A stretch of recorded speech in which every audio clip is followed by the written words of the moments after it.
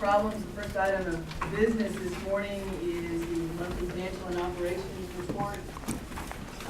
Where is Mr. Dow? Is he out there? He's over in the corner. Very good. Ms. Brown, you are representing the controller today. Yes, ma'am. Good morning, Mayor and City Council members. This is the monthly financial report for the period ending April. If you are on, you need to speak much louder than that. Okay. Okay. Can you hear me? Yeah.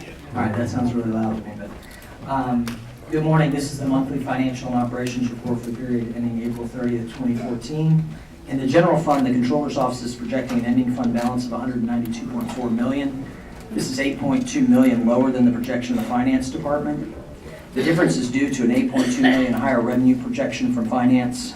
Based on our current projections, the fund balance will be $54.2 million above the city's target of holding 7.5% of total expenditures, excluding debt service and reserves. We've increased our revenue projection $8.6 million over last month. Property tax was increased $6.4 million. Sales tax was decreased $2 million. Licenses and permits was increased $1.3 million. Charges for services was increased $1.4 million. Interest was increased $250,000. Miscellaneous other was increased $1.1 million.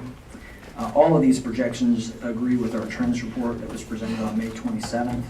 The major differences in our projections from Finance are in 6 categories.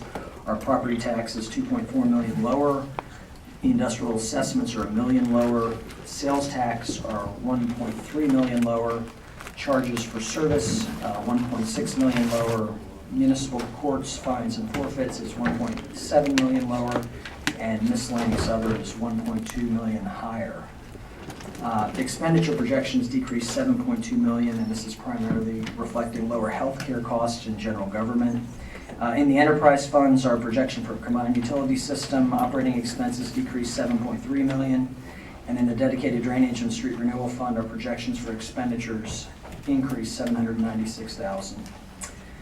There were no material changes in the aviation and convention entertainment operating funds. We did want to point out the health benefit funds. This fund has increased another $4.8 million due to lower claims and higher revenue projections. Under the commercial paper and bonds, all of our variable rate debt has to be under 20%, and as you can see in page 6, it all is except for convention and entertainment facility, which is at 20.9%. That concludes my report. Thank you.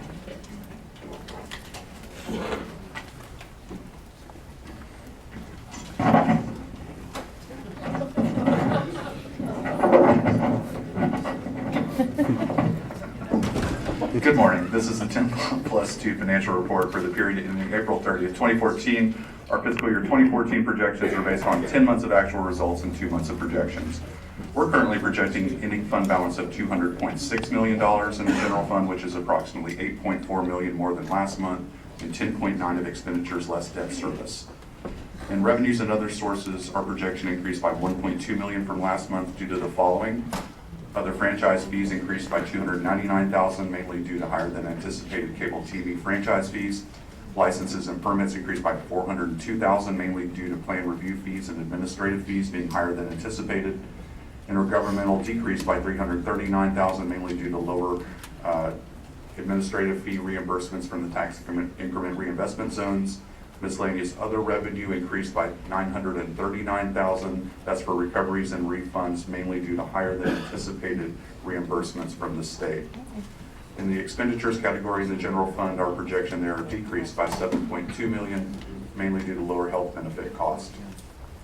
We agree with the controller in the enterprise fund projections that Mr. Brown presented, so I'll move to the health benefit funds, where revenues increased by $1 million, mainly due to refunds for performance guarantees and plan shifts, and expenditures decreased by $3.8 million, primarily due to lower medical claims than anticipated. Finally, in the building inspection fund, our expenditures there decreased by $494,000, mainly due to delays in filling vacant positions. Thank you very much. That concludes our report.